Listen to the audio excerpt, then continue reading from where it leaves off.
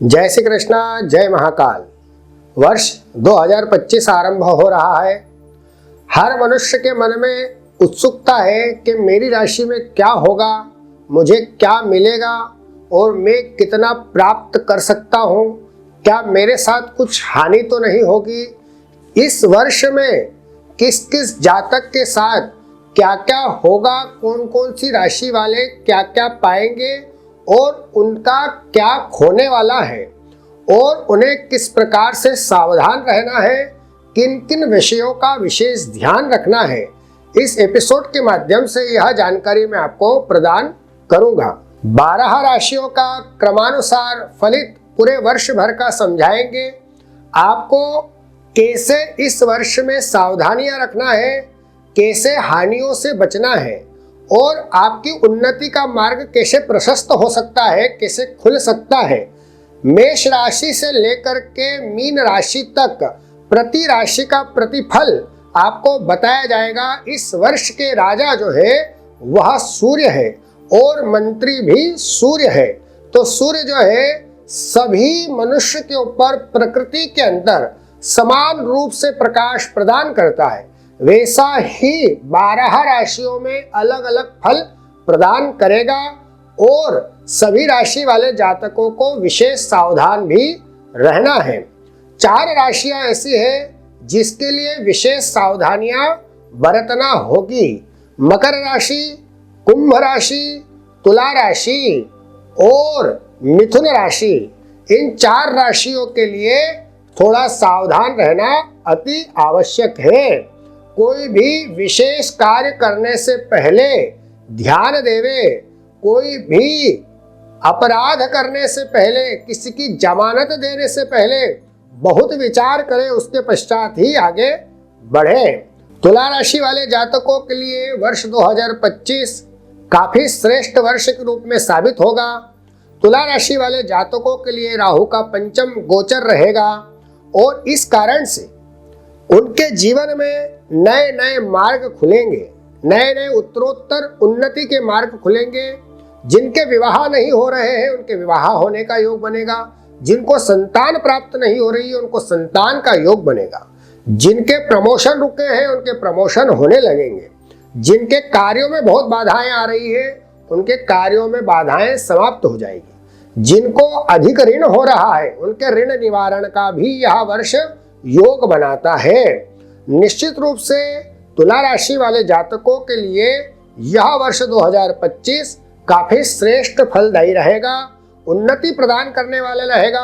लेकिन तुला राशि वाले जातक अपने स्वास्थ्य का विशेष ध्यान रखें, अपने हृदय का ध्यान रखें और नियमित रूप से चेकअप कराते रहें। नहीं तो वर्ष 2025 के मध्य में कुछ विशेष रोग का योग बनता है। इसके निवारण के लिए तुला राशि वाले जातक नियमित रूप से रुद्राष्टक का पाठ करें, अर्गला स्तोत्र का पाठ करें और वर्ष पर्यंत करते रहें। नहीं तो मध्य में रोग का योग बनता है। और किसी सौभाग्यवती स्त्री को शुक्रवार के दिन कुछ मीठा खिलाएं। निश्चित रूप से यह कुयोग निवारण होगा और वर्ष 2025 आपके लिए श्रेष्ठ फलदायी बनेगा। वृश्चिक राशि वाले जातकों के लिए वर्ष 2025 काफी उतार चढ़ाव वाला रहेगा। शनि का गोचर पूरे वर्ष पर्यंत रहेगा। हमेशा सावधानियां बरतना पड़ेगी। विशेष रूप से अपने स्वास्थ्य का, अपने कार्यस्थल का ध्यान रखना पड़ेगा। अपने सहयोगियों का, जहां पे आप कार्य कर रहे हैं, अपने सहयोगियों का विशेष ध्यान रखिए। उनके कारण भी आपको विशेष कष्ट आ सकता है। अपने कर्मचारियों के कारण कष्ट आ सकता है। अपने सहयोगी अथवा अपने कर्मचारियों की गलतियों का खामियाजा आपको भुगतना पड़ सकता है। ऐसा योग वर्ष 2025 में बन रहा है। इसलिए आप विशेष सावधानियां रखें और वर्ष पर्यंत सचेत रहें। और विशेष रूप से माह फरवरी और अगस्त में सावधान रहे, यह घटना का योग बनता है। इसके अलावा उत्तरोत्तर उन्नति का योग बनता है। निश्चित रूप से आपके लिए यह वर्ष काफी सफलता वाला रहेगा। विदेश यात्राओं के योग बनते हैं और इस वर्ष में आपके भ्रमण का विशेष योग बनता है। वृश्चिक राशि वाले जातक नियमित रूप से श्री सूक्त का पाठ करें। श्री यंत्र के ऊपर ओम श्रीम श्रीयै नमः इस मंत्र से 108 बार कंकु अर्पण करें। यह क्रम हर मास की अष्टमी तिथि के दिन करें। निश्चित रूप से जो हानियां होने वाली है उससे आपको बचाव मिलेगा और जो हानियां होने वाली है वह समाप्त हो जाएगी। वर्ष आपके लिए बहुत ही शुभकारी रहेगा। धनु राशि वाले जातकों के लिए शनि के गोचर से, तृतीय राहु के गोचर से इस वर्ष पर्यंत आपको गुजरना रहेगा और धनु राशि वाले जातकों को विशेष रूप से यह ध्यान रखना है कि उनकी स्त्री का, उनके पुत्र का, उनके संबंधियों का वियोग या का योग बनता है। वियोग का मतलब उनका छूटने का योग बनता है। तो विशेष रूप से अपने परिवार का संरक्षण करें। उत्तरोत्तर उन्नति का योग बनता है। कई सारी यात्राओं का योग बनता है, पर यात्रा में कष्ट का भी योग बनता है। जब भी यात्रा करें पूरे वर्ष पर्यंत तो विशेष ध्यान रखें, दही खा करके ही यात्रा करें। भले वो यात्रा 100 किलोमीटर की हो या 10,000 किलोमीटर की हो, अगर इसका ध्यान नहीं रखेंगे तो यात्रा में कष्ट आना निश्चित है। धनु राशि वाले जातकों के लिए वर्ष 2025 काफी उन्नति प्रदान करने वाला रहेगा, संपदा प्रदान करने वाला रहेगा और नए नए संबंधों को प्रदान करने वाला रहेगा, नए मित्रों को प्रदान करने वाला रहेगा, समाज में प्रतिष्ठा प्रदान करने वाला रहेगा, यश और कीर्ति प्रदान करने वाला रहेगा। धनु राशि वाले जातकों को विशेष रूप से नियमित रूप से केसर का तिलक लगाना चाहिए। भगवान विष्णु को नियमित रूप से केसर अर्पण करना चाहिए। एक खड़ी हल्दी सदैव वर्ष पर्यंत अपने साथ में रखना चाहिए। इससे जो शनि और राहु का गोचर है उसका कुप्रभाव समाप्त हो जाएगा। आने वाले कष्टों से आपको बहुत ही सरलता से निजात मिल जाएगा और आप उत्तरोत्तर उन्नति करेंगे। वर्ष 2025 आपके लिए काफी श्रेष्ठ कर रहेगा। मकर राशि वाले जातकों के लिए यह वर्ष बहुत अच्छा है और बहुत बुरा भी है। दोनों का सम्मिश्रण फल लेकर के आ रहा है। शनि का गोचर वर्ष पर्यंत रहेगा, पंचम गुरु का गोचर भी रहेगा। तो विशेष रूप से ध्यान देना है कि आपको अपनी मान प्रतिष्ठा का ध्यान रखना है, अपने सहयोगियों का ध्यान रखना है। किसी की जमानत कदापि नहीं देना है, न ही किसी प्रपंच में पड़ना है, नहीं तो आपकी मान हानि का और धन हानि का योग प्रबल बनता है। विशेष रूप से ध्यान रखिए कि लंबी यात्राओं से बचें, अनावश्यक यात्राएं कदापि नहीं करें और ना ही किसी के वाद विवाद में पड़ें।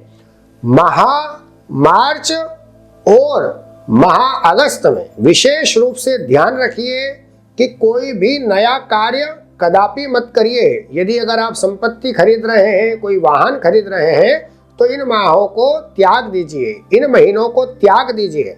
अन्यथा वर्ष 2025 में नई संपदा, नए वाहन खरीदने से भी आपको काफी कष्ट हो सकता है। विशेष रूप से पेट रोग होने का योग बनता है। इससे बचने के लिए आप प्रति शनिवार वृद्ध भिखारी को तेल युक्त भोजन कराइए और शिवालय में नाग केसर अर्पण करिए। निश्चित रूप से आपको इन रोग से, मान हानि से आप सरलता से निकल जाएंगे और यह वर्ष आपके लिए उत्तरोत्तर उन्नति प्रदान करने वाला रहेगा। कुंभ राशि वाले जातक, कुंभ राशि वाले जातकों को यह वर्ष 2025 काफी श्रेष्ठ फल प्रदान करने वाला है। उतरती साढ़े साती है। जितने समय से कष्ट भोग रहे हैं, बहुत लंबे समय से कष्ट भोग रहे हैं, उन कष्टों के निवारण का समय है। अब यह साढ़े साती उतरने वाली है और आपको विशेष रूप से ध्यान देना है कि कुंभ राशि वाले जातक स्वजनों से, अपने घनिष्ठों से मित्रता बना करके रखें। किसी प्रकार से उनसे वेर नहीं करें, किसी प्रकार से उनसे दुश्मनी नहीं करें, कोई पुरानी रंजिश है तो उसे भूल करके और आगे बढ़े। अन्यथा कुंभ राशि वाले जातकों के लिए काफी कष्ट उत्पन्न हो सकता है। उत्तरोत्तर उन्नति का योग बनेगा, नए वाहन नए मकान का योग बनेगा और श्रेष्ठ रूप से यदि अगर कार्य करते हैं, ईमानदारी से अपने कार्य करते हैं तो निश्चित रूप से 2025 आपके लिए बहुत ही लाभकारी रहेगा और आपको उन्नति प्रदान करने वाला रहेगा। आपकी समाज में प्रतिष्ठा बढ़ेगी, आपका यश बढ़ेगा, आपकी कीर्ति बढ़ेगी और आपको 4 प्रकार से आय के योग बनाएगा। और यदि अगर आप गलत कार्य करेंगे, झूठ बोलेंगे, अपने कार्य को लेकर के आलस्य करेंगे तो इतने ही प्रकार से आपको कष्ट भी उत्पन्न कर सकता है। विशेष रूप से ध्यान रखिए, अप्रैल माह में, सितंबर माह में आपके श्रेष्ठ योग बन रहे हैं। उस समय पे जो भी अपने रुके कार्य हैं उनको कर लीजिए, जो भी आपको खरीदना है उसे खरीद लीजिए। निश्चित रूप से 2025 आपके लिए काफी सुखद रहेगा। विशेष रूप से ध्यान दीजिए, यदा कदा रुद्राभिषेक कराइए, रुद्राभिषेक दूध से कराइए और नियमित रूप से भगवान शंकर जी की पूजा करिए, ओम नमः शिवाय का जप करिए और एक कीलक स्तोत्र का पाठ नियमित रूप से करिए। वर्ष 2025 आपके लिए काफी सुखद रहेगा। मीन राशि वाले जातकों के लिए वर्ष 2025 काफी श्रेष्ठ फल प्रदान करने वाला है, उन्नति प्रदान करने वाला है, यश प्रदान करने वाला है। जो उनके भी प्रमोशन रुके उनके प्रमोशन होने का योग है। जिनके व्यापार में बहुत समय से बाधाएं आ रही है उनके व्यापार में उत्तरोत्तर उन्नति का योग बनाता है। नए नए व्यापारों को स्थापित करने का, नए नए कार्यों को स्थापित करने का योग बनाता है। विद्यार्थियों के लिए अगर वो किसी कॉम्पिटिटिव एग्जाम को दे रहे हैं तो उसमें विशेष सफलता का योग बनाता है और विशेष रूप से नए मांगलिक प्रसंगों को बनाता है। तो मीन राशि वाले जातकों के लिए वर्ष 2025 काफी अच्छा है, लेकिन उनके घर में कलह का योग बनता है, उनके परिवार में कलह का योग बनता है, उनके लिए समाज में कलह का योग बनता है। तो विशेष रूप से यह ध्यान देवें, परिवार में, समाज में यदि कोई गलत हो रहा है, यदि आपके द्वारा गलत हो रहा है तो उसे कदापि नहीं करें, अन्यथा आपकी मान हानि हो सकती है और आपको उस मान हानि के कारण काफी सामाजिक कष्ट हो सकता है और मानसिक कष्ट हो सकता है। इससे बचने के लिए आप प्रति गुरुवार के दिन चने की दाल और गुड़ गाय को अवश्य रूप से खिलाएं।